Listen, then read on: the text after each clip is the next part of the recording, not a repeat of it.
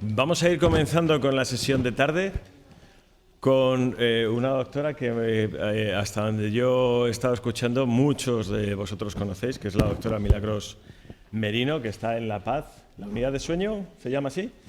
En la unidad de sueño y la típica siesta española, que nadie se nos duerma, que esto que nos va a contar es esto es muy interesante. Gracias, Pilar. Milagros. Pilar, es verdad. Milagros, cuando quieras. Gracias.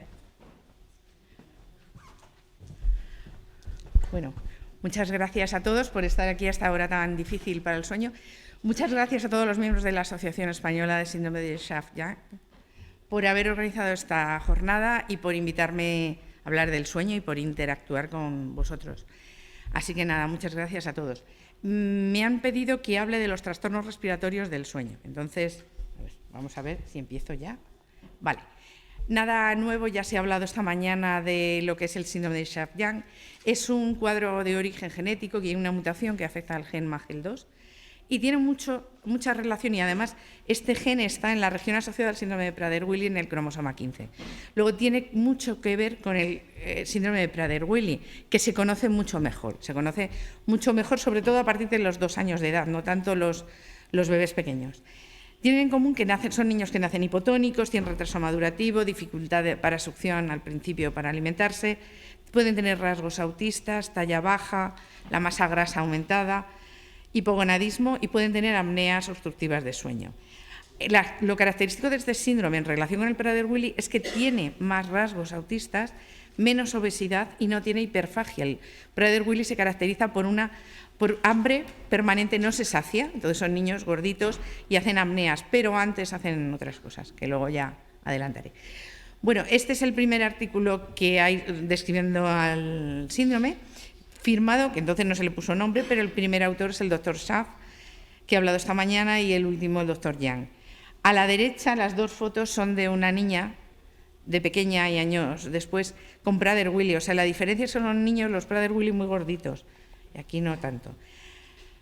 En los 2 síndromes hay trastornos respiratorios durante el sueño. ¿Y qué tipo de trastornos respiratorios hay relacionados con el sueño? Hay apneas obstructivas que se generan aquí en la garganta, apneas centrales que están generadas por una disfunción a nivel del tronco cerebral o anomalías del intercambio gaseoso, una hipoxemia, o sea, oxígeno bajo, o hipercapnia, retención de oxígeno. Si nosotros nos tapamos la nariz y la boca y dejamos de respirar, nos quedamos sin oxígeno, pero empieza a liberarse más anhídrido carbónico y eso es tóxico. Pueden ser niños que nazcan con un distrés respiratorio neonatal que necesiten ventilación mecánica y traqueotomía. En el síndrome de Prader-Willi hay apneas, sobre todo en niños mayores, apneas obstructivas, niños mayores, y apneas centrales, sobre todo en niños pequeños, pero también hay un componente de maduración. En el síndrome de Schaaf-Yang hay muchas apneas que aparecen en 3/4 de los niños, 3 de cada 4, y sobre todo son obstructivas, aunque también hay una disfunción cerebral, pero sobre todo son obstructivas, con riesgo de muerte súbita, como en el Prader-Willi. Hay un déficit de la IGF tipo 1, dando lugar a talla baja muchas veces, y por eso se indica la hormona de crecimiento, lo cual provoca hipertrofia de tejidos blandos a nivel de la garganta, lo cual puede provocar más apneas obstructivas, por eso hay que descartar. Y se recomienda hacer polisomnogramas anuales hasta los 8 años o bianuales después de los 8 años. Todo esto es muy bonito, pero esto es muy bonito en Estados Unidos, donde solo se monitorizan los niños con síndrome de Schaaf-Yang o Prader-Willi de papás que tienen un seguro médico, el resto ni se les monitoriza. En Europa tenemos unas demoras brutales por una asistencia pública, pero esto lo podemos adaptar al sistema europeo, a lo mejor si no anuales en los primeros años, y hacer, por ejemplo, cada año y medio y tal, ¿vale? Los trastornos respiratorios, como ya he dicho, apneas obstructivas es un trastorno. En el trastorno respiratorio obstructivo hay ronquido y puede haber también esfuerzo respiratorio creciente por obstrucción de la vía aérea superior. El ronquido primario es cuando hay ronquido sin apneas. Todas las apneas llevan ronquido, pero no todo el ronquido se asocia a apneas. Puede haber hipoventilación, retención del anhídrido carbónico por alteración del intercambio. Y luego el síndrome de apneas obstructivas se habla de cuando hay un número patológico de apneas obstructivas y además hay síntomas. Aquí ya vamos a un terreno un poco fanganoso.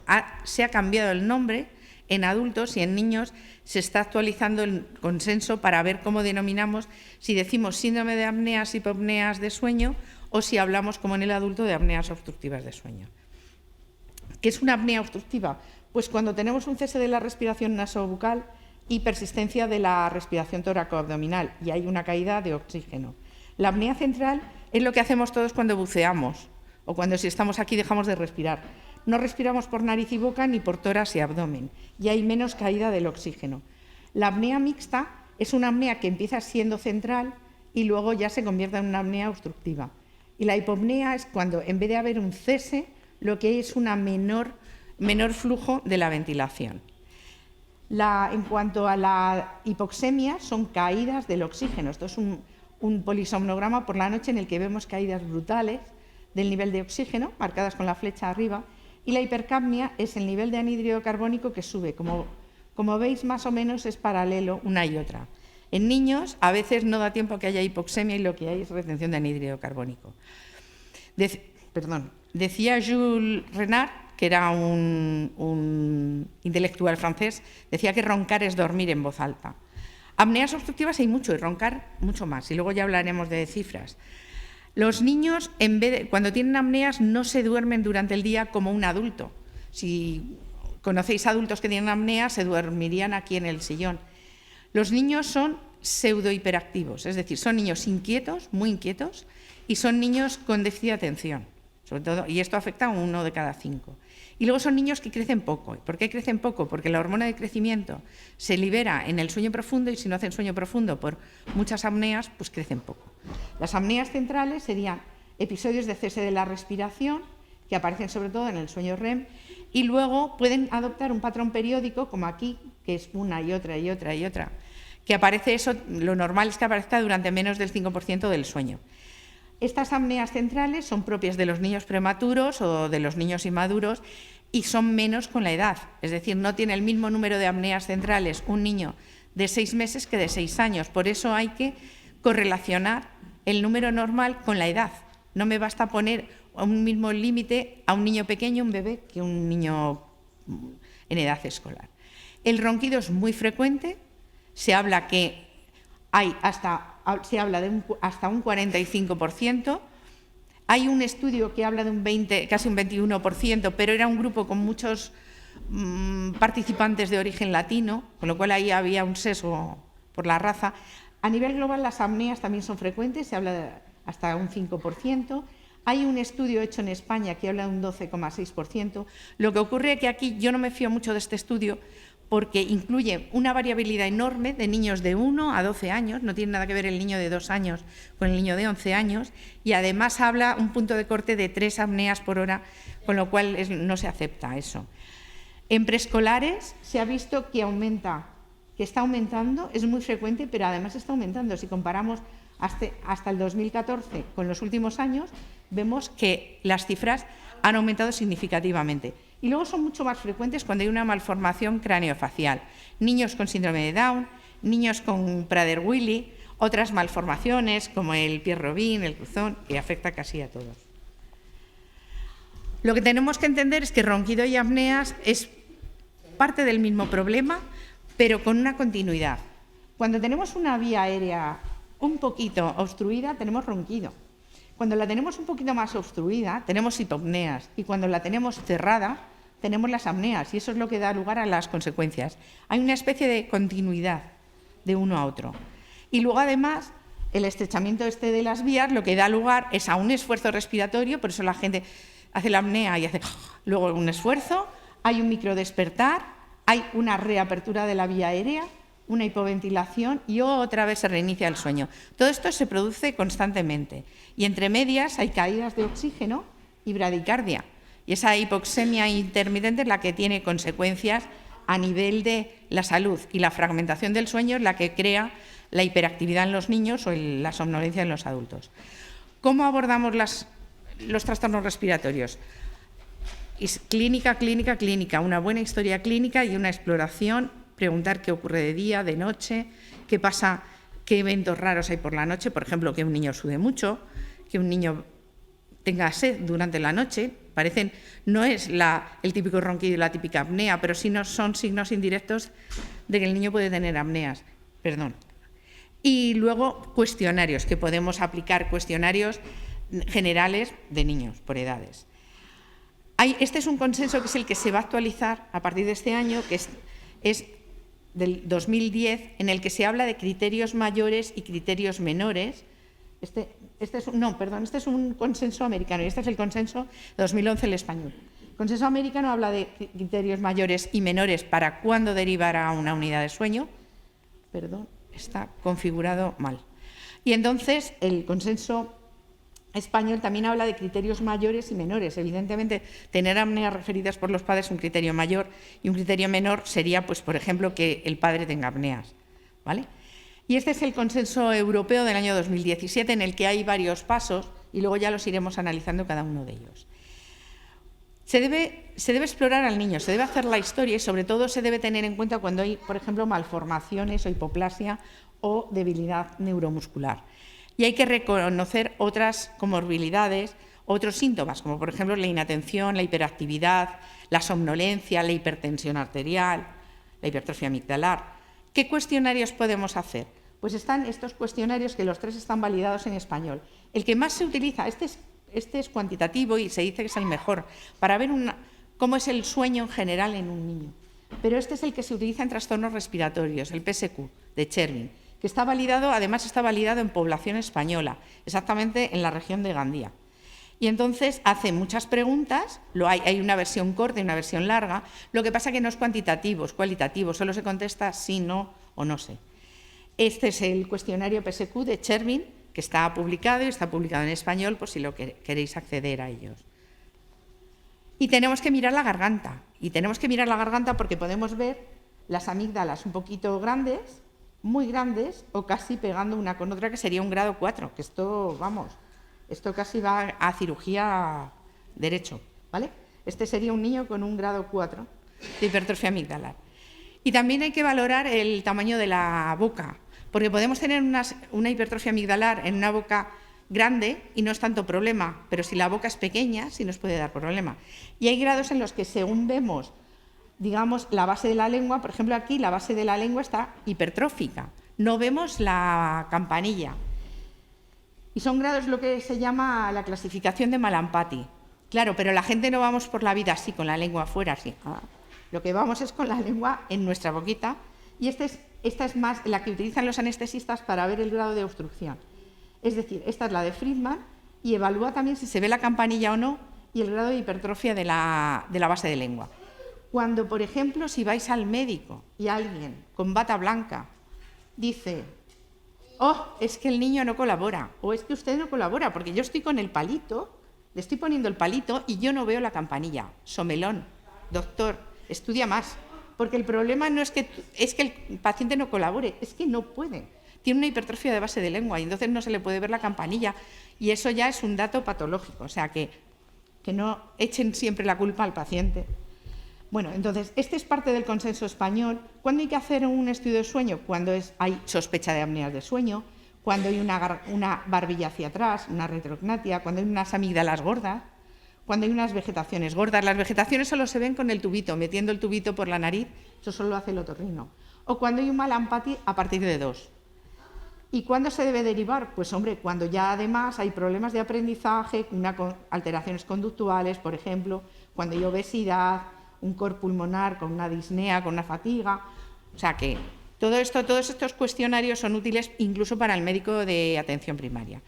Son factores de riesgo que el niño tenga sobrepeso, que sea adolescente, cuanto más mayor, peor. Es mejor operar a un niño pequeño, en edad preescolar, que en un adolescente, cuando el ronquido es intenso, cuando hay mucha hipertrofia amigdalar, más que de vegetaciones, cuando hay catarros frecuentes, cuando hay muchos y fuertes antecedentes familiares, o la raza afroamericana. No tiene que ver con el diámetro cervical, a diferencia de los adultos, y no tiene que ver tampoco con alergia o tabaquismo pasivo. Y luego hay que tener en cuenta si hay, por ejemplo, pues eso, una disfunción oromotor, cuando hay una disfunción de la articulación temporomandibular. ¿Y factores que hagan que, a pesar de operar, sigan las apneas? Pues uno de ellos o sea, aparte de la raza afroamericana, la obesidad, el sexo masculino, que no se haya tratado, por supuesto, pero sobre todo la mandíbula estrecha. Y también puede ocurrir en niños con problemas, con una malformación, una alteración del cráneo facial. Cuando se habla de la patogenia de las apneas obstructivas, y esto es un esquema de adultos, el factor craneofacial es fundamental en los niños. O sea, barbilla pequeña o un síndrome de Down, por ejemplo, o un síndrome de Prader-Willi, lo que hacen es que predisponen todavía a más apneas. El estrechamiento de la vía, esta es una vía aérea normal, la base de la lengua aquí. Cuando se tumba el sujeto, la base de la lengua cae y obstruye la vía aérea, como veis, es mucho más estrecho que aquí. Por eso, cuando me preguntan los papás o me preguntan los compañeros, a mí no me gustan las radiografías de vía aérea, las radiografías simples, porque la radiografía radia al niño y evalúa al niño despierto y con la cabeza erguida. Pero el problema viene por la noche, cuando está tumbado y cuando está dormido, que todos los músculos se relajan y se cierra la vía aérea. Con lo cual, tener una radiografía FETEN, como decimos en Madrid, no nos garantiza que no haya nada por la noche. O sea, yo preferiría pues, el otorrino que meta el tubito y tal. Entonces, es decir, que el sobrepeso, la hipoxia intermitente, la fragmentación del sueño, todo hace que haya un estado inflamatorio, un estado oxidativo, que haya consecuencias cardiovasculares, metabólicas con resistencia a la insulina o hipertensión arterial. ¿Qué podemos hacer de tipos de sueño? Pues podemos hacer 4 tipos de estudios de sueño. El gold estándar, polisomnografía en hospital, complejo, caro, es solo una noche, a veces el niño no se siente a gusto. Nivel 2, polisomnografía domiciliaria, se nos puede ir a algún canal y podemos tener problemas de diagnóstico, pero bueno. Poligrafía domiciliaria, que es una polisomnografía sin muchos canales, no le ponemos electrodos en la cabeza, solo le ponemos un sensor nasobucal, un sensor para respiración torácica y abdominal y la saturación. Y luego una mini poligrafía, que es un equipo con solo 2 canales. Y vamos a verlos todos, perdón. La polisomnografía, este sería un diagrama, un hipnograma. Colocaríamos todos estos electrodos al niño y además no se le ven 2 que llevan cada pierna. Entonces, estos serían los ciclos de sueño, aquí el primer ciclo, segundo ciclo, tercer ciclo, cuarto ciclo, quinto y sexto ciclo. Las indicaciones son los trastornos respiratorios durante el sueño, entre otras, pero bueno, nos centramos aquí. Apneas centrales, apneas obstructivas, hipoventilación, se va a ver. Luego, si planteamos hacer una cirugía, particularmente si existen factores de riesgo. Luego, si queremos titular la CPAP, si le ponemos la máquina y hay que titularla. O si queremos ver si es eficaz o no el dispositivo de avance mandibular, la CPAP, el tratamiento, tal. ¿Cómo hay que hacerlo? Pues hombre, sobre todo hacer mucho el ganso, porque cooperan mal, hay que utilizar lenguaje sencillo, explicarles y decirles que, bueno, que es una prueba que no duele, que, bueno, que hay que colocar cositas, y esto asusta a los niños. Y muchas veces hay que un poquito también hablar con los papás. Es decir, hay que informar antes, hay que incluso hacerles visitar un poquito antes el laboratorio de sueño, dar información escrita. A los técnicos tienen que saber tratar a los niños, utilizar un lenguaje sencillo. Los padres tienen que llevar muñecos, pijamas, todo. El gerente dar más personal, pero sobre todo una cosa a los papás. No hay que decirle al niño, si no te portas bien, este señor te va a poner una inyección. No, todos estamos en el mismo equipo. Entonces, muchas veces si le decimos al niño, tú me vas dando los electrodos o me vas dando el algodoncito y tal, para que vea que se implica y que estamos todos en el mismo equipo. Los electrodos se colocan de una forma estandarizada, es decir, se colocan igual en el Hospital de León, en el Hospital La Paz de Madrid, en el Hospital Infantil de Boston y en Kioto, en Japón, porque hay un sistema internacional que nos dice dónde colocar los electrodos en función del tamaño de la cabeza. Igual los electrodos de la barbilla, igual los electrodos para el electrocardiograma o los de la pierna, ¿vale? Igual los de los ojos, aquí, ¿vale? Esto serían las definiciones de cada evento, pero luego mejora la gráfica. Este sería una apnea obstructiva en el que hay cese de la respiración nasobucal y hay respiración torácica, y la veis que es inversa. O sea, va al revés, el tórax y el abdomen, esto es típico. Se acompaña de un microdespertar, de una aceleración del pulso y una caída del oxígeno. Lo mismo en esta, también hay una apnea obstructiva, ¿vale? Estos son apneas centrales, aquí en 3 derivaciones y aquí en una y otra, y pum pum y otra. Y también se acompaña de saturaciones. Este es un patrón periódico muy patológico. Y luego tenemos que ver también características del sueño normal que no son apneas ni hipopneas, porque aquí veis que la respiración va a un ritmo aquí y aquí va más acelerada. Entonces eso quiere decir que esto es normal en esta fase del sueño. Vale, seguimos con los objetivos. Tenemos que saber cuándo hay un síndrome de apneas de sueño, es decir, cuando hay síntomas. Hay 2 tipos de definiciones: cuando hay un índice de apneas hipopneas por encima de 2 o índice de apneas obstructivas por encima de 1. O bien hay otra definición que también se considera cuando hay un índice de apneas hipopneas igual a 1 o más de 1. El problema es que este último es que meteríamos en el saco de las apneas patológicas a casi todos los niños, con lo cual se tiende más a considerar el de 2. Las poligrafías son sistemas simplificados que el niño y su familia se llevan a casa y se lo ponen por la noche. Tiene un sensor solo en la nariz, un sensor en el tórax y abdomen y un sensor en el dedo para medir el oxígeno. Y aquí sería una poligrafía como se vería. No sé cómo se verá porque tiene los colores muy claritos. No hay respiración nasobucal, ni torácica, ni abdominal. Aquí sí hay respiración tóraco-abdominal, y estas serían apneas obstructivas. Las siguientes creo que son apneas centrales, sí, porque no hay ni una, ni nasal, ni torácica, ni abdominal. Y esta es una apnea mixta, que empieza como central y acaba como obstructiva, pero sigue sin haber respiración nasobucal. Este sería el informe que se emite, en este caso. Y esta sería la prueba más simple, que sería la pulsioximetría, que es solo un sensor en el dedo. Y, hombre, aquí vemos que hay caídas enormes y superintensas del oxígeno. Luego, esto sería muy sugestivo de que haya apneas. Si el nivel de 90 no debe ser sobrepasado casi nunca, pues ya veis las veces y cuánto lo sobrepasa. Se habla que normalmente consideramos las desaturaciones, las caídas de más del 3%, se considera que más de 3,5 por hora es patológico. ¿Y qué hacemos en los bebés, en los lactantes? Pues entonces hay criterios de cómo lo tenemos que hacer y tenemos que hacerlos durante un ciclo de sueño que incluya todas las fases del sueño. Hay que registrar la respiración y en todo bebé todos los estudios cerebrales tendrían que ser polisomnogramas todos, pero tendrían que ser diurnos. Vale, estos serían registros de cómo es el trazado electroencefalográfico de un bebé durante el sueño no REM, por ejemplo aquí, y aquí sería el sueño REM. Y todo eso, todo lo que sabemos de los estudios de sueño, de la clínica, de las ómicas, de la genética y las proteínas, los estudios de proteínas y estudios metabólicos, todo lo integramos para saber cómo manejar todo este problema. ¿Cuándo hacer el tratamiento y qué tipo de tratamiento? Pues hay que dar prioridad cuando hay malformaciones craneofaciales, por ejemplo, niños con Prader-Willi o el SAF-Yang, y sobre todo aquí se habla del Prader-Willi, claro. En vuestro caso es un trastorno mucho menos frecuente, pero se acabará incluyendo en los protocolos. ¿Y qué podemos hacer? Pues, hombre, si el niño tiene sobrepeso, perder peso, podemos hacer cirugía con avances rápidos de la mandíbula, podemos hacer apertura o ensanchamiento del paladar óseo, podemos hacer la máquina, la CPAP, podemos quitar amígdalas, vegetaciones, las dos, podemos hacer finalmente la traqueotomía o ventilación mecánica.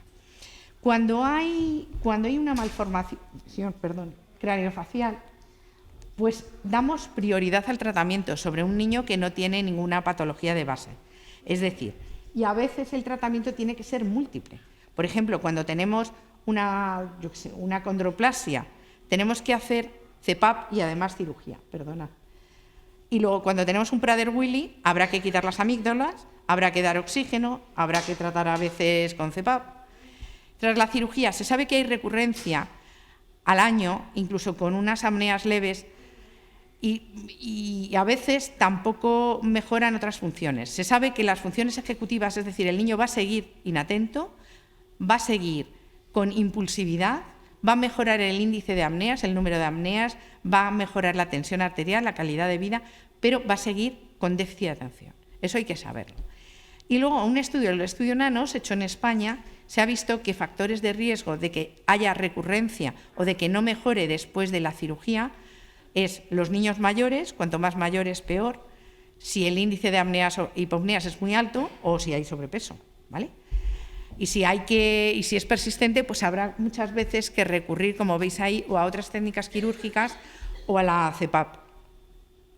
Y ya nos centramos. O sea, hemos visto los trastornos respiratorios en general y vamos a ver qué ocurre en el caso del síndrome de Schaaf-Yang. Hay muy poco publicado, muy poco. Hay un trabajo muy bueno que ha recopilado un gran número de pacientes, 21. Entonces, claro, los divide por edades y entonces, claro, el grupo de menos de 2 años son solo 5 niños. El grupo de más de 12 son solo 5 niños. Ahí, cuando relacionamos por grupos de edades, es que no podemos sacar conclusiones porque tenemos 2 grupos que son con muy pocos niños. En cuanto a, o sea, realmente, aunque veáis aquí diferencias, por ejemplo aquí, pues no son estadísticamente significativas. O sea, cuando le aplicamos un cálculo matemático, no podemos tenerlas en cuenta. La eficiencia del sueño es mala, por debajo del 90% es mala, y todos, en todas las edades, está por debajo del 90%. La latencia del sueño es verdad que es mayor en los niños de 2 a 12 años, que es lo que tarda un niño en dormirse. Estos son porcentajes de fases y no vamos a entrar. Y luego estos son los movimientos periódicos de piernas, que son patadas que dan los niños, que es verdad que en el grupo de niños más mayores es más alto, pero bueno, sabemos que 1 de cada 4 niños tiene un índice de esas patadas patológico, de más de 5 por hora. Son patadas que aparecen de forma periódica o casi estereotipada a lo largo de la noche y que pueden interrumpir el sueño. Y que el número medio es un poquito alto, por encima de 5, es 7,8. Y luego, en cuanto a los trastornos respiratorios en niños con Schaaf-Yang, igual, no hay diferencias significativas. De hecho, aquí se ve casi menos. Aquí, a lo mejor, en el índice de caídas de desaturaciones por encima del 3%, sí es mayor en el grupo de más de 12 años, pero luego la estadística aplicada nos dice que no hay diferencias significativas. No hay diferencias en el índice de apneas, pero ya veis que el índice de apneas es brutal. Está muy por encima de 2 en todos los casos. El índice de apneas y hipopneas obstructivas por hora también es muy alto, patológicos encima de 1. Es decir, en todos los grupos está saliendo. De apneas centrales, pues poquitas, claro, afortunadamente, pues porque es por la maduración. Las saturaciones, pues están ahí, ramplonas. Es decir, vemos muchísimas apneas obstructivas en estos niños sin grandes diferencias en función de la edad. Antes, en el Prader-Willi sí se veían diferencias. Y este es un poco resumen de los trastornos respiratorios en este trabajo, que a mí me gustó mucho. El 81% de los niños tienen apneas obstructivas, ¿vale? No llega al 10% en cuanto a apneas centrales y no son las apneas predominantes, ¿vale? El oxígeno, pues cifras bajitas, por debajo de media, por debajo de 90%, y en algunos casos 73%, es decir, hay hipoxemia. Y además tienen un porcentaje de tiempo de sueño con saturación bajita, por debajo de 90, un 28,5%. Muchos niños tenían mucho tiempo con saturación baja. Y además hay muchas caídas, es decir, que se habla de casi 21 por hora, son muchas. Y en cuanto al anhídrido carbónico, no se ha medido en todos los estudios de estos 21 niños y se ha visto que de media tenían la máxima 51,5, solo 10 tenían registrado este parámetro y luego es verdad que 1 de cada 7 tenían criterios de hipoventilación. Es decir, que además de las apneas, además de obstrucción en la garganta y a nivel de la barbilla, además ventilaban peor a nivel de oxigenación de intercambio gaseoso. Y este es un paciente mío con síndrome de Schaaf-Yang. Le hicimos varios estudios, unos diurnos y otros nocturnos, y ya hubo que ponerle ventilación a partir del primero. Veis que la eficiencia del sueño es muy baja, por debajo del 90% es baja. Los despertares eran altos, había bastantes despertares a lo largo de la noche. El índice de apneas era altito. El índice de apneas y hipopneas, el índice de arousal era alto, era por encima de 10 en 3 casos, ¿vale? El índice de apneas y hipopneas era muy variable, es verdad que fue muy alto al principio y luego con tratamiento ya se controló bastante más, aunque aquí estaba un poquito disparado. Y luego la saturación, pues bueno, salvo el último que estaba baja, el resto estaba mantenida. Y luego, en cuanto a los microdespertares, no hace distinción, el trabajo anterior no hace distinción por edades. Yo aquí sí lo he considerado, el índice de arousal, es decir, el índice de microdespertares por hora de sueño, pero en el trabajo que he hablado antes, habla que globalmente hay un índice, bueno, un poquito alto, 14. Pero en los Prader-Willi, y ayer lo comentaba en la cena, nos encontramos que hay mucho estudiado en los Prader-Willi a partir de los 2 años. Como son gorditos y comen mucho, pues hacen apneas obstructivas. Y todo el mundo publica de Prader-Willi, niños, adolescentes, adultos, pero no se ha publicado demasiado en Prader-Willi neonatales. Por tesón de un compañero que recientemente ha fallecido, el doctor García Alix, se empeñó en que hiciésemos un estudio de sueño a un neonato con Prader-Willi. Y yo le dije, Alfredo, pero si es que va a dormir todo el rato, qué pesado. Y dije, le hacemos un estudio diurno, tardo menos en hacerlo que en convencerle que no va a servir de nada. Y nos encontramos que no tienen, o prácticamente no tienen, microdespertares. Eso es un factor de riesgo de la muerte súbita. Es decir, puede haber pocas apneas, pero si no hay un microdespertar después de la apnea sigue. Y la apnea acaba en parada cardíaca. Y la parada acaba mal. Es decir, que es tan importante el número de apneas como los microdespertares. Pero en el caso del síndrome de Schaaf-Yang no tenemos neonatos registrados. Y yo creo que sería, estando tan relacionado con el Prader-Willi, sería muy bueno poder hacer estudios de sueño en estos niños. Vale. Y este es el estudio que hicimos con los Prader-Willi. Tenemos 15 neonatos con Prader-Willi registrados y vemos que dependiendo de la mutación genética también hay alteraciones de la arquitectura del sueño, con lo cual también estamos sacando más conclusiones, o sea, no solo que tienen pocos microdespertares, sino que depende también de la mutación asociada. A ver si logramos tener más casos de Schaaf-Yang para estudiar.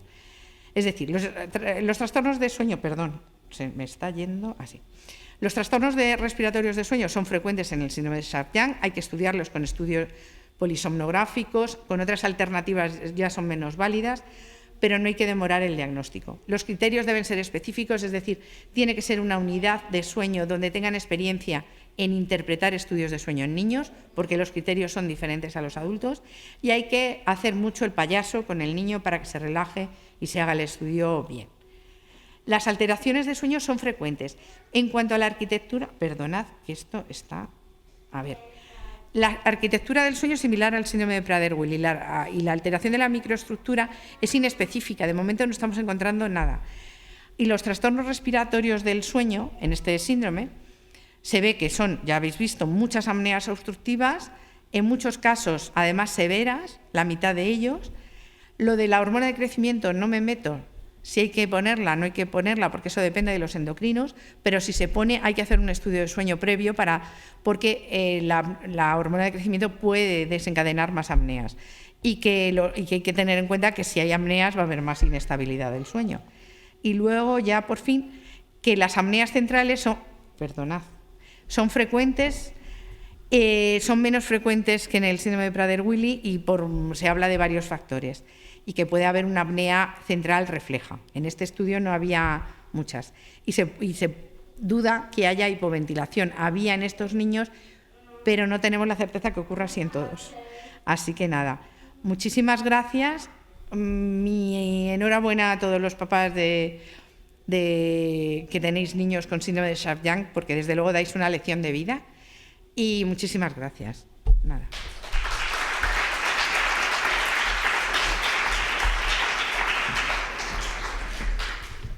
Muchísimas gracias. Empiezo con las preguntas que tenéis apuntadas. Un par que se me han ocurrido a mí, que igual os pueden servir, y luego si queréis abrimos debate ya. Disparo. Pues estaba mal configurado, por eso corrían. Voy a hacerlo bien. Bueno, sí. Bueno. ¿Alguien tiene preguntas? Yo tengo preguntas. Tú tienes preguntas, dime. Eso es lo que faltaba. Espera, me pongo las gafas porque escribo y luego no me acuerdo de lo que Yo llevo 2 gafas, no me he acostumbrado a las... Has comentado que unos factores de la apnea y de las dificultades respiratorias son las amígdalas y la hipertrofia lingual. ¿Hay relación...? Sí. sí, sí. De la base de la lengua. Sí. ¿Hay relación con Schaff-Young?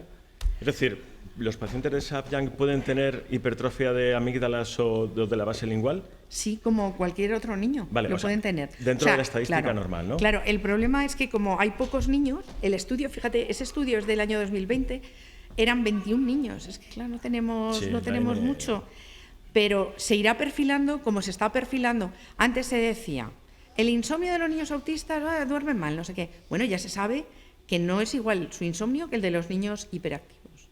Igual se sabrá que los problemas del sueño, respiratorios o no, de Schaff-Young serán diferentes al Prader-Willi, seguramente. O sea, iremos perfilando, pero hay que tener más casuística, claro. Otra, comentas que es muy importante hacer un estudio del sueño en los neonatos de Schaff-Young, pero al mismo tiempo sabemos que hay muchas dificultades en el diagnóstico, perdón.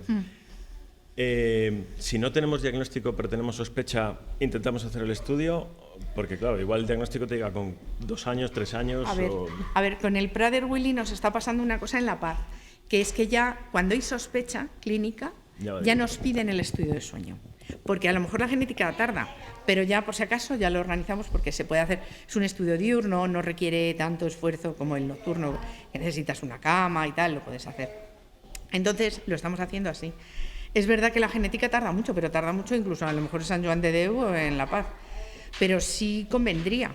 Lo que pasa, anoche os preguntaba, ¿lo diagnosticáis o lo sospecháis desde el nacimiento? Porque si es así, hagamos un estudio de sueño para tener muchos. Sea o no, no sea, sé, ¿no? Claro, sea o no sea. Claro. Esta ya un poco más de investigación. Comentas que hay problemas con la apnea, que se acumula el dióxido de carbono.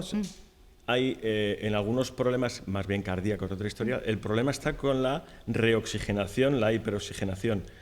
Igual. También puede generar el que de pronto estemos 30 segundos sin recibir oxígeno, de pronto entra esta bocanada de aire. ¿Puede causar eso también problemas o alguna alteración? Crea en el endotelio, en la capa interna de las arterias, crea más daño la hipoxia intermitente por hipoxia reoxigenación que haya una hipoxemia permanente. Daña más a nivel cardiovascular. Las consecuencias son por esa hipoxia y reoxigenación. O sea que, sí. Vale. Y ahora yo voy con las otras. Preguntan directamente por medicinas para el tratamiento del sueño. Estamos hablando de la melatonina, estamos hablando de incluso, hablábamos ayer en la cena, me parece que era con Carles, de los antihistamínicos, los efectos secundarios que pueden generar, ya no solo para la mejora del sueño, sino efectos secundarios en torno a la obesidad, en torno al comportamiento. A ver, ya no salimos del tema respiratorio. La melatonina, si hay un insomnio de conciliación, se debe dar. Por ejemplo, hace 20 años se trataban los insomnios en los niños autistas a cañonazos, a ciegas, pero hoy ya se sabe que hay un déficit en la síntesis de melatonina, luego conviene que a todo niño con rasgos autistas se le dé melatonina, cualquiera. Hay una melatonina sin receta, liberación inmediata, dura 3-4 horas, luego hay otras con receta que son bastante más caras, y de hecho hay una que está indicada especialmente en el autismo, ¿vale? Y que a lo mejor aquí también vendría bien, porque si hay una disregulación circadiana también. Esa es otra pregunta. En cuanto a los antihistamínicos, nosotros utilizamos mucho los antihistamínicos en las unidades de sueño porque no hay protocolos como en el adulto, le empiezas dando esto y después si fallas se están haciendo guías, se están elaborando guías, pero son recomendaciones de expertos más que volumen de evidencias científicas. Se deben dar a dosis bajas y el menor tiempo posible, pero es verdad que no es lo mismo un niño neurotípico en el que tienes que dar tratamientos el menor tiempo posible, mientras que si tienes un niño con un problema del neurodesarrollo, pues lo interesante es que duerma bien, no a cualquier precio, pero a las dosis mínimas, sin márgenes de tiempo. Los ritmos circadianos. Sí. La afectación, más allá de que está el típico alondra o búho que hablan ahora, pero ¿hasta qué punto en Schaff-Young los ritmos circadianos están afectados y eso obviamente afecta al sueño? Pues a ver, hay poco, ya te digo que hay muy poco publicado. Poca gente y cualquier encefalopatía, cualquier trastorno del neurodesarrollo, hay un trastorno del ritmo de vigilia irregular, es decir, periodos de vigilia prolongados de noche y siestas prolongadas de día, es decir, un caos. No hay sueño nocturno claro y ausencia de sueño en el día. Entonces, en el tratamiento fundamental es, primero, medidas no farmacológicas, horarios regulares, pero muy regulares, como en un cuartel. Se desayuna, se cena a la misma hora, se acuesta y se levanta a la misma hora todos los días, todo muy regular. Eso por un lado. Mucha luz de día, eso es muy bueno, la luz de la mañana nos ayuda a dormir por la noche. Si es luz natural, mucho mejor. Y de noche, oscuridad. Y tampoco es malo usar melatonina por la noche o al final de la tarde, y después de la melatonina, 0 pantallas. Esto, 0. O sea, ni dormimos al niño con tablet, ni le enseñamos un vídeo de YouTube, porque esa luz de la pantalla inhibe la melatonina endógena y estorpea el sueño. Claro. La última era eso, lo que acabas de comentar. Me preguntan por trucos, consejos que se pueden hacer en casa más allá de medicación, que se pueden hacer, pero yo creo que lo acabas de contestar. A ver, regularidad y regularidad. Si a mí con 20 años me dicen que la regularidad y la ausencia de caos es lo guay, digo, qué vida más moñas, no sé. O sea, pero es así. Es sano tener rutinas, y más en estos niños es súper necesario, porque probablemente vayamos a descubrir que haya una disfunción neta y con nombre y apellidos del ritmo circadiano, y a lo mejor habrá que dar. El problema es que hay una melatonina de liberación prolongada que está comercializada. Y es muy útil y es muy buena y va muy bien para el trastorno de ritmo, vigilia, sueño irregular. El problema es que es tremendamente cara. Entonces no se recurre a ella, por eso. Pedimos al Ministerio que por favor lo apruebe en el caso de que lo prescriba no un médico de cabecera de atención primaria, una unidad de sueño. Y ahí estamos, para que esté más perfilado y a ver si lo conseguimos. Mi interrogatorio terminó. ¿Preguntas? Sí. Sobre eso de la melatonina de liberación prolongada, nosotros lo estuvimos mirando para dárselo, pero claro, el problema también es que es en pastilla, pues si no es liberación prolongada. No, hay una melatonina semiprolongada, que es el Circadin. ¿Vale? Vamos a decir marcas porque no hay más.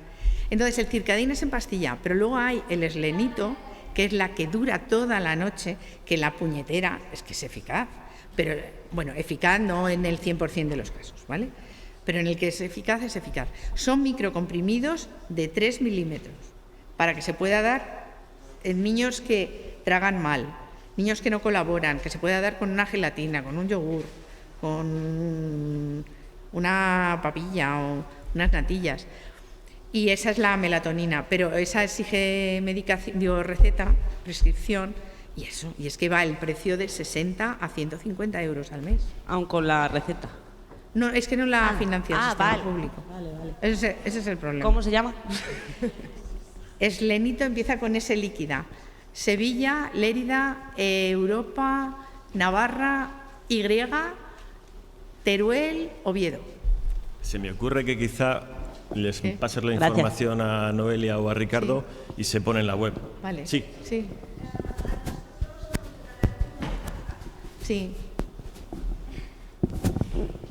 Y en comparación con la habitual, que Alejandro toma la Retard de la marca ESI, yo no noté especial diferencia. Claro.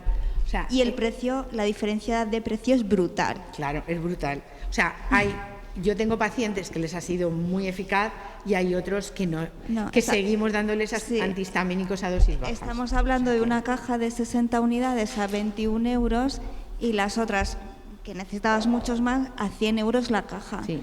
Y yo, en principio, no he notado ninguna diferencia entre una y otra. Claro. No es eficaz en todos los casos. O sea, que hay gente que lo intenta y ya está. Y claro, y yo también entiendo la gente que me dice, es que a mí me da mucha penica. Porque dices, no, es que le llevo a terapia de apoyo, le llevo a equinoterapia, no sé qué, no sé cuántos. Claro, son todos plus y plus y plus, claro. Entonces, sí, no es eficaz siempre. En el que es eficaz es muy eficaz, pero no es en todos. Y otra pregunta. Bueno, a nosotros nos pasa un poco el caso de ella, que tampoco nos funcionó. Ya. Estuvimos un mes perfecto, pero después nada. Ya. Ahora llevamos como un mes con un antihistamínico. Sí. Y bueno, A ver, es el primer mes, Ya. pero mi pregunta es, ¿cuánto tiempo podemos estar con un antihistamínico? Pues a ver, siempre lo que he comentado antes, niños neurotípicos hay que estar el menor tiempo posible. Pero también es verdad, cuando leáis en un prospecto, no se aconseja dar más allá de 3 semanas, no es porque a la 4ª semana se convierte en veneno de cobra, es que los ensayos que se han hecho 3 semanas. Entonces el laboratorio no puede garantizar que en la 4ª semana no haya efectos adversos, porque legalmente le implicaría unas consecuencias. Entonces, lo intentamos dar el menor tiempo posible, pero siempre lo que aconsejamos en cualquier guía es que se evalúe los niños cada mes y medio, y se vaya dando, no que lo des y venga, la revisión dentro de un año, no. Y luego, los niños que no son neurotípicos, no hay plazos. Lo que interesa es que duerma bien, porque lo habréis visto. Un niño que duerme bien no es el mismo niño durante el día. No colabora igual de bien, la rehabilitación, la fisioterapia, todo. Claro, pues eso es lo que hay que conseguir. Gracias. Perdón, relacionado con esto que he comentado, en muchos fármacos, cuando haces un tratamiento continuado, surge lo que se denominan resistencias o desensibilización. Sí. ¿Puede suceder a lo mejor un tratamiento prolongado con antihistamínicos que el niño no es que deje de funcionar, sino que sus receptores han dicho, hasta aquí llego, Sí. y por mucho antihistamínico tienes que ir subiendo dosis Sí. o directamente cambiar de antihistamínico? Claro, o suspender y empezar de nuevo y empezar con otras. Claro, exactamente. O sea, y decir, bueno, pues venga, empezamos otra vez, melatoninas y tal, que es más light. Pero es que en niños no tenemos muchos fármacos, no se utilizan benzodiazepinas habitualmente, o sea que. Claro. Sí, mira, buenas tardes. Mi pregunta es, él duerme bien, Sí. pero él a las 5 de la mañana se despierta todos los días. Y yo es cuando le doy la melatonina a las 5 de la mañana. ¿Y a él le funciona? Ya, a ver, fisiológicamente no tiene sentido porque la curva de melatonina empieza a subir hacia las 8 de la tarde y tiene el pico a las 3, 4 de la madrugada. Entonces, si se lo dais más o menos a las 5, es como que le añadís un segundo pico, como una segunda joroba, ¿vale? Entonces, fisiológicamente no tiene muy buen sentido. Pero si algo funciona, es que claro, es que yo no tengo fuerza moral. Es como los productos de herbolario, no sé qué. ¿Qué piensas de la valeriana, por ejemplo? Pues a ver, yo no pienso. Hay metaanálisis que dicen que todos estos productos tienen un efecto idéntico a placebo. Pero si a alguien le sienta bien una infusión de valeriana, yo no se la voy a quitar. Por eso. Sí, porque yo he probado pues, Sí. acostarle más tarde de las 10 Sí. a que no duerma siesta, le da Sí. igual. Puede dormir siesta, puedes acostar a las 9, a las 10, a las 11, a las 12, que a las 5 le hace los ojos clink. Pues si con ese protocolo funciona, pues adelante, manténselo, ¿vale? Sí. Mira, mi caso es parecido al que ha dicho ella. Nuestro niño también tiene unos patrones muy irregulares, se despierta a las 5 de la mañana también, se despierta varias veces durante la noche y se vuelve a dormir. Pero también en algunas rachas mejor, otras rachas peor. Por ejemplo, en verano nosotros vivimos en una zona de mucho calor, en verano es más irregular y en invierno es un poco más, también depende de la actividad que tenga y demás. Entonces, ¿en qué punto conviene pensar, mira, aquí hay algo patológico, es decir, hay un sueño tan trastornado como para que merezca la pena hacerle un estudio y demás? Porque también es que nuestros niños muchas veces es muy complicado hacerle un estudio, porque yo he visto las fotos ahí de el niño con todos los electrodos y imposible, o sea, imposible que mi hijo se vaya a dormir con todo eso puesto o que vayan a poder estudiarle con todo eso puesto. También he visto el otro que habéis hecho un poco menos invasivo, que se ve con menos tal. Entonces, todos los estudios son igual de efectivos, tanto el más invasivo como el menos, como el que has dicho diurno. ¿El diurno cómo se hace? A ver, el diurno se hace en bebés entre toma y toma. Es decir, ya está, a partir de los 6 meses y hay que hacerlo de noche. Esos estudios solo para trastornos respiratorios. Para un insomnio no te da ninguna información porque la noche la va a dormir mal, porque está en una cama. Son niños que toleran muy mal estar en un entorno diferente y entonces duermen muy mal. Entonces, para un insomnio se mandan, claro, aquí me centro en los trastornos respiratorios, pero luego el abordaje de un trastorno no respiratorio es más útil una agenda de sueño, una actigrafía, registros con equipos portátiles, porque te da la información de 15 días, de un mes, no de un día. Pues anoche puede ir malito. Entonces, es más el abordaje de una agenda de sueño, de llevar una agenda de sueño. Yo no sé dónde estáis vosotros, dónde os están viendo. En mi caso en Málaga, En Málaga. el materno de Málaga. Vale, entonces, en Málaga hay, en el hospital universitario, en el Carlos Haya, ¿no? Sí. Hay muy buena unidad de sueño. Entonces es que le evalúen, que se haga toda la anamnesis y ver qué tipo de estudio. Y si no tolera el polisomnograma, que es el supergol estándar y tal, pues a lo mejor se le hace un estudio domiciliario, si para ver apneas. A ver. ¿Es suficiente? O sea, ¿puede valerte para lo que A ver, estamos...? es que claro, la teoría es muy bonita, los libros son muy bonitos, pero la vida es otra cosa. Entonces, bueno, haces lo que se puede. Sí, sí. Sí. Yo no sabía que Hugo tenía apneas, pero como te piden esa prueba para hacerla, para poner hormona, ahí es donde vio que él tenía apneas. Entonces, a raíz de ahí le pusieron la CPAP. Y sí que se dejan, porque son pequeños, porque llegan súper cansados a la prueba, al final les ponen eso aunque sea dormido y con 6 horas que hayan dormido por la noche, con los esos les vale, porque luego ellos mismos se los empiezan a quitar todo. Ya está. Sí. O sea, haces lo que puedes. Y si duerme 4 horas y te hacen 4 horas, 10 apneas por hora, dices, ya está. Ya es patológico, ya está. O sea, que ahí tenemos unas tragaderas, los que tratamos niños, así de grandes, porque claro, a veces la gente dice, no, es que los estándares te dicen tiene que dormir 7 horas ya, para que sea válido el estudio. Dices, alma de cántaro. Vale. O sea que...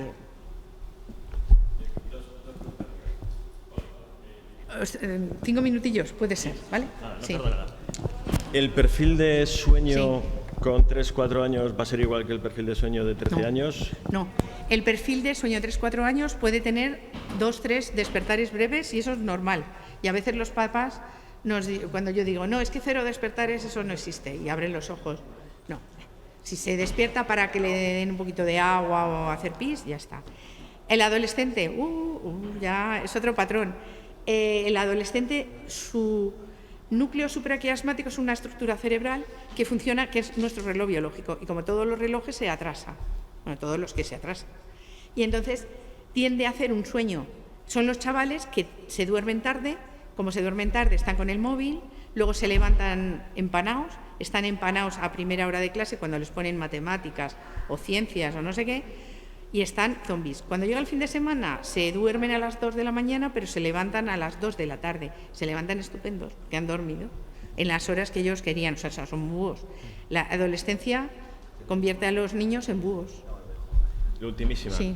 ¿Los nuevos relojes que te estudian la calidad de sueño podría servir para que los padres hagan o no da tanta información? Sí, no. A ver, con lo que registra un reloj de estos no se puede diferenciar sueño profundo de sueño superficial, porque la diferencia entre ambos tipos de sueño es la función cerebral, ¿vale? Pero sí nos da duración de sueño y fragmentación del sueño. Y además sirve para saber cómo es el sueño después de haber hecho alguna intervención. Pues ahora ha empezado a tener horarios regulares, pues ahora ha empezado a darle melatonina, pues ahora ha empezado a ponerle la CPAP. Y comparamos el previo y el posterior. O sea, la ciencia y la tecnología hay que utilizarla a nuestro favor. Pueden causar ahí. Sí. Bueno, que se tiene que marchar. Nada, yo os lo agradezco. Gracias.